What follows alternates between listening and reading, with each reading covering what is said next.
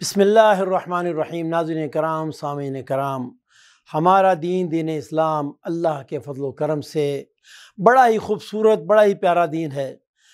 اس دین میں جتنے بھی اعمال ہیں سب پر بڑا ہی اجر و ثواب ہے۔ چھوٹے سے چھوٹا عمل اس میں بھی اجر و ثواب ہے، لیکن کچھ اعمال ایسے ہیں جن کی اللہ کے ہاں بڑی قدر و منزلت ہے، بڑی شان و عظمت ہے، اور اللہ رب العالمین ان اعمال کے کرنے والوں کو بہت زیادہ اجر عظیم عطا فرماتے ہیں۔ ان بڑے بڑے اعمال میں سے ایک عمل اللہ کی راہ میں خرچ کرنا ہے۔ ناظرین کرام، ہمارے دین میں انفاق کی بہت زیادہ اہمیت اور فضیلت بیان ہوئی ہے۔ اگر ہم قرآن کریم کو کھول کر دیکھیں تو کم و بیش 82 بار 82 ٹائم انفاق کے متعلق آیات کریمہ ہمیں ملتی ہیں، جس میں اللہ نے انفاق کی فضیلت، اس کی اہمیت، اس کے فوائد، اس کے ثمرات اور انفاق نہ کرنے کے جو نقصانات ہیں ان کا ذکر فرمایا ہے۔ ناظرین کرام، اگر ہمارے رب چاہتے تو 2-4 آیات میں بھی انفاق کا تذکرہ ہو سکتا تھا، لیکن حقیقت یہ ہے کہ اللہ کی نگاہ میں انفاق فی سبیل اللہ کی اتنی زیادہ اہمیت ہے کہ بار بار تکرار کے ساتھ آیت کریمہ کو نازل فرمایا۔ ناظرین کرام، اب یہاں یہ سوال ہے کہ کیا اللہ کو ہمارے مال کی ضرورت ہے، یا کیا اللہ اس کا رسول ہمارے مال کا محتاج ہے؟ اس بات کو اچھی طرح جان لیں کہ نہ ہی اللہ کو ہمارے مال کی ضرورت ہے، اور نہ ہی اس کے رسول صلی اللہ علیہ وسلم کو۔ قرآن میں اللہ رب العالمین نے یہ بات ارشاد فرما دی کہ زمین و آسمان کی ساری میراث اللہ کی ہیں۔ وَلِلَّهِ مِيرَاثُ السَّمَاوَاتِ وَالْأَرْضِ۔ ناظرین کرام، عمومی طور پر تمام لوگوں پر اور اہل اسلام پر خصوصی طور پر اللہ کی خاص کرم نوازی ہے۔ یہ اللہ کی ہم پر شفقت اور محبت ہے کہ وہ انفاق کے ذریعے چاہتا ہے کہ میرے بندے مال کی محبت کو دل میں بسانے کے بجائے میری محبت کو دل میں بسائیں، تاکہ انہیں میری محبت، میری معرفت، میری رضا حاصل ہو اور میری جنت کا حصول ان کے لیے آسان ہو جائے۔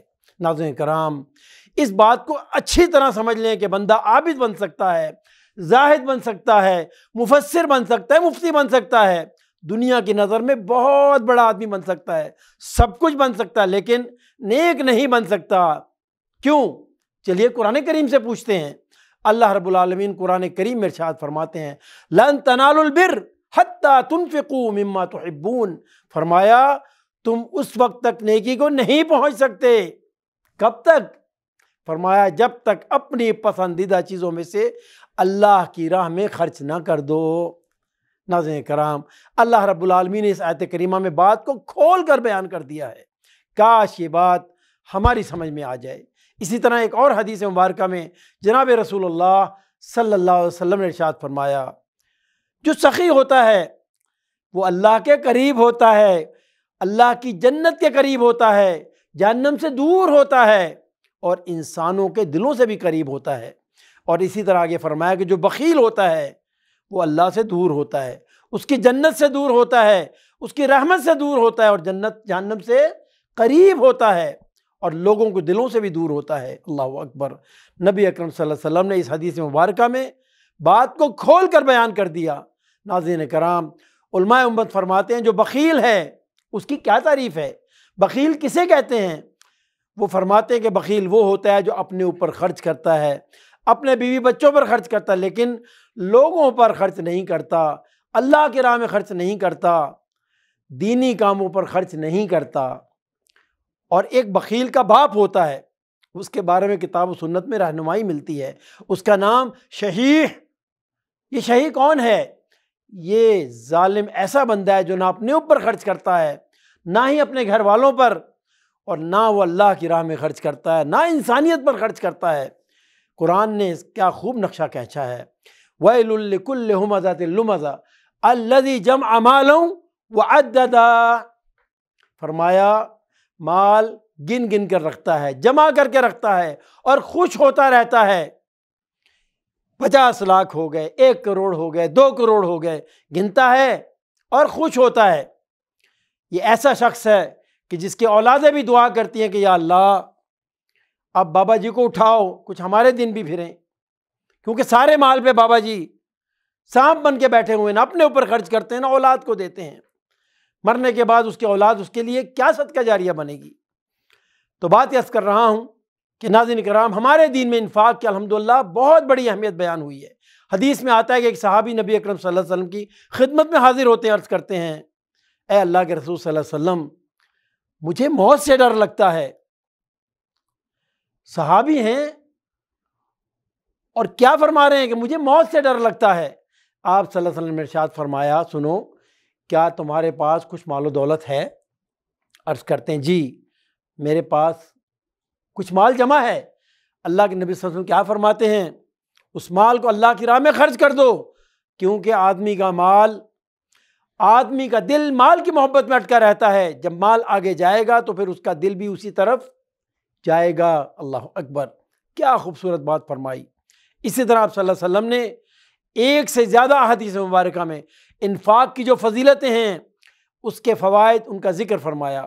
فرمایا قیامت کے دن آدمی اپنے صدقے کے سائے میں ہوگا جس دن سورج بہت قریب ہوگا۔ اسی طرح فرمایا صدقہ بلاؤں اور مصیبتوں کو ٹالتا ہے۔ ایک اور حدیث میں فرمایا کہ سنو اپنے مریضوں کا علاج صدقے سے کیا کرو۔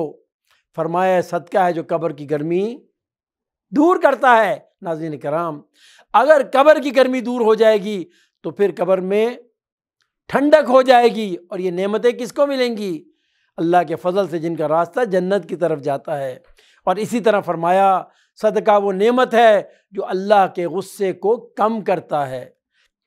ناظرین کرام، انسان جب اس دنیا سے روانہ ہوتا ہے، موت کی وادی میں قدم رکھتا ہے، وہاں وہ بہت سی چیزوں کو دیکھے گا، بہت سی حقیقتیں اس پر کھلیں گی۔ وہاں پہنچ کر وہ سب سے بڑی حقیقت یہ دیکھے گا کہ جو اللہ کی راہ میں خرچ کیا گیا اس کی بہاریں وہاں وہ دیکھے گا، اس کے فوائد و ثمرات کو دیکھے گا، اور پھر اگر آگے کچھ نہیں بھیجا ہوگا تو کف افسوس ملے گا، کیونکہ اس نے وہاں اکاؤنٹ نہیں کھولا۔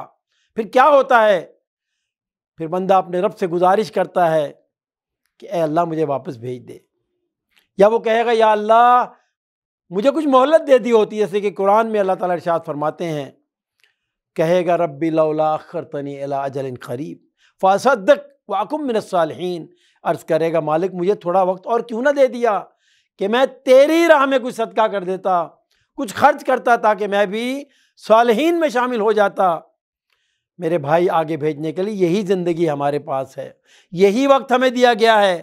لہٰذا میرے بھائیوں، میری بہنوں، میرے بچوں، اپنی زندگی میں جو اللہ نے ابھی سانسیں عطا کی ہیں اسی میں وہاں کے لیے کچھ جمع کر لو۔